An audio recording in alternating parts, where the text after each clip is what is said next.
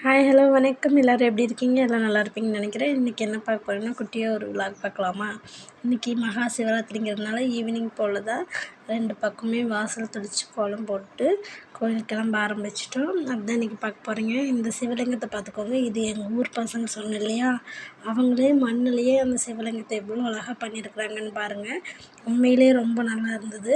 நீங்களாம் கோயிலுக்கு போவீங்களா என்னென்னு சொல்லி கமெண்ட்டில் சொல்லுங்கள். அதுக்கப்புறம் கோயிலுக்கு போயிட்டு நம்ம வச்சுருந்த சக்கரவள்ளி கிழங்கு அதெல்லாம் கொண்டு போய் கோயிலில் வச்சு சாமி கும்பிட வர ஆரம்பிச்சிட்டோம். இப்போ தான் நம்ம சேனலை ஃபஸ்ட் டைம் பார்க்குறீங்கன்னா சப்ஸ்கிரைபர் பண்ணி வச்சுக்கோங்க. வீடியோ பிடிச்சிருந்தா லைக் பண்ணி கமெண்ட் பண்ணுங்கள்.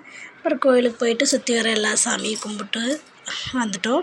நைட்டு கோயிலுக்கு போவாங்க ஒருத்தர் சிவன் கோயிலுக்கு. அம்மா போகிறாங்க, நாங்கள் போக முடியல. சரி பாப்பா இன்னும் கொஞ்சம் பெருசாகட்டும் அதுக்கப்புறம் போய்க்கலான்னு சொல்லி விட்டுட்டேன். அப்புறம் நாங்கள் அங்கேயே கொஞ்சம் ரொம்ப இருட்டாயிருச்சு. ஒரு 7:30 8 மணி போல் ஆயிடுச்சு. அதனால சாமியெல்லாம் கும்பிட்டுட்டு பாப்பா அங்கே ஓடி ஆடி விளையாண்டுட்டு இருந்தா. கொஞ்ச நேரம் அவளையும் விளையாட விட்டுட்டு, இப்போ ரொம்ப வளர்ந்துட்டா, அதனால நம்ம சொல் பேச்செல்லாம் கேட்க மாட்டேங்கிறாங்க. சரி விளையாட்டுன்னு சொல்லிட்டு விளையாண்டுட்டு அவளே விழுக அவளை எந்திரிக்க இதே தான்.